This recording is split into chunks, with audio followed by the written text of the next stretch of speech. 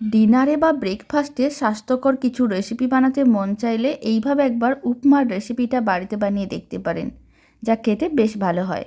প্রথমে একটা কড়াই নিয়েছি, তার মধ্যে সর্ষের তেল দিয়ে দিলাম, অল্প একটু গোটা জিরে আর দিয়ে দিলাম অল্প একটু হিং। এতে স্বাদ ও গন্ধ দুটোই খুবই ভালো আসবে। 10 সেকেন্ডের মতন নাড়াচাড়া করে ভেজে নিতে হবে।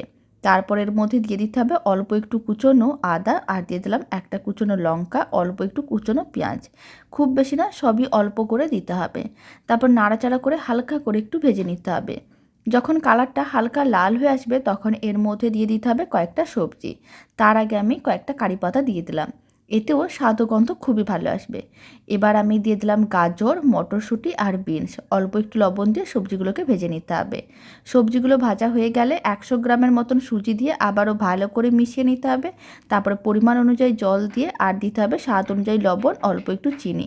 সমস্ত কিছু একসঙ্গে ভালো করে মিশিয়ে মিডিয়াম টু লো ফ্লেমে 5 থেকে 7 মিনিট রান্না করে নিতে হবে। তাহলেই এইভাবে শুকনো হয়ে যাবে আর উপমাটা রেডি হয়ে যাবে। এবার আমি ফ্লেমটা অফ করে দিলাম। দারুণ স্বাদের উপমা একেবারেই রেডি। এবার একটা বাটি নিয়ে তার মধ্যে উপমাটা এইভাবে একটু প্রেস করে নিলাম।